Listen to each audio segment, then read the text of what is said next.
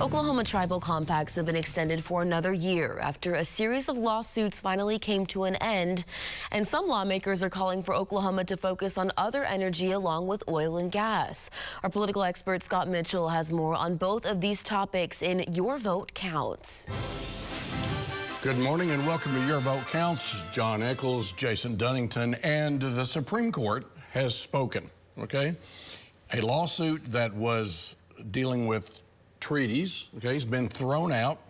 And I'm just wondering if you could just help us understand what this means and where we're headed.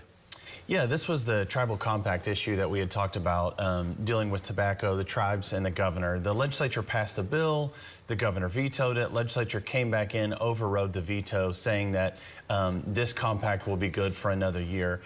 What got thrown out in the Supreme Court was OCPA, Oklahoma Council of Public Affairs, sued to say that the legislature couldn't do this, and the Oklahoma State Supreme Court said, no, it's fine. They ruled in favor of 6-3.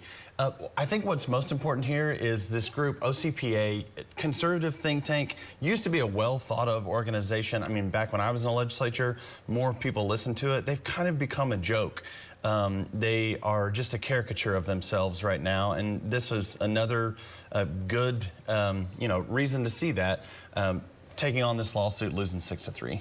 Okay, so Greg Treat and Charles McCall win, the governor loses, now what? Yeah, I wish we would stop fighting things out in the courts. The legislature's now 4-0, 3-0, 5-0. I don't know what it is. Too many and 0.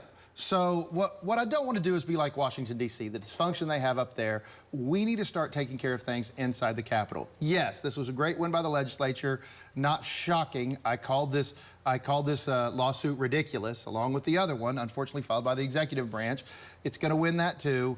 What we did is extend our compacts with our tribal partners for 1 year. We need to be working to get an agreement, not continuing to lose court cases. Okay, and court cases keep losing on this, so anyway, we'll follow up on that one. Now, except for a hot seat, we talk a lot of energy, and OK Energy today, my buddy Jerry Bonin, there's not a lot of coverage on energy, which is an enormous mistake by media in Oklahoma.